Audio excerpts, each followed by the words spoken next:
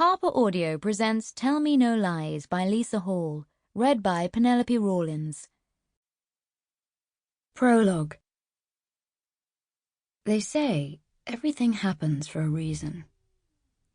That a person comes into your life at a certain time, whether their intentions are good or bad. I used to think it was a load of rubbish, that we are in control of our own destiny. But now, knowing what I know, I'm not so sure. Sometimes people aren't what they seem. Sometimes people set out to destroy everything you hold dear. And sometimes that person is you. Chapter 1. I heave a box from the back of the van, taking care not to stretch too far. It's not heavy, and I shift it in my arms as I turn and look up at the house. A fresh start. That's what it is. It's not just a house.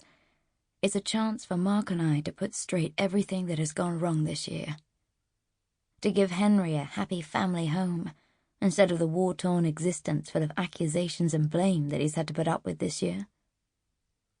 This imposing, statuesque Victorian townhouse is going to make us feel like a family again. With its large rooms set over 3 floors, a garden with enough room for Henry to run around in, and impressive trees that line the street outside. It's a step up, too, from our cramped 2-bedroom flat in Crouch End to this beautiful house in Blackheath that's almost so big I don't know how we'll ever fill it.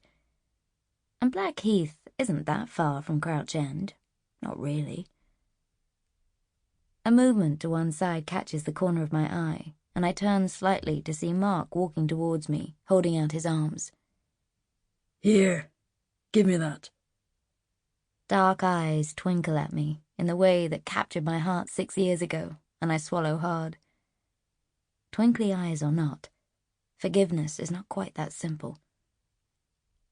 I'm fine. It's not heavy, and I'm not made of china. I shift the box again in my arms, but he insists and tugs it gently away from me. You're carrying precious cargo there. Mark smiles down at me, and I manage to muster up a small smile back. Surreptitiously, I run my hand over the small swelling of my stomach, still almost invisible to anyone else. Mark strides towards the house, and after one last look at its imposing front, I follow after him. He heads straight for the huge, airy conservatory at the back of the house, a stunning addition that lets vast amounts of light into what would otherwise be a gloomy, shadow-filled Victorian kitchen. He adds the box to a pile that has already been offloaded and turns to me. Nearly there, Steph. Only a few more boxes to go and we're done. You can start unpacking if you want. Make it look like home a bit before Henry gets here. I give a small nod and Mark pulls me towards him. Honestly, Steph, it's a fresh start. We can say goodbye to all that's happened and try to start again. Or we can carry on dwelling on it all and let things really disintegrate. We can do this, Steph. I know we can. Hearing the slight sense of desperation in his voice, I lean into him and feel his chin rubbing against my hair as he rests his head on mine. Pulling away, I look up at him, trying to see the man I married, instead of the man who broke my heart. I know. Fresh start. I'm trying, Mark. Really, I am. It's just a bit overwhelming, that's all. Everything's changed. Everything that I thought was solid has turned out to be liquid. I'm just finding my foundations again. Give me a bit of time. I'm sorry, Steph. You know that.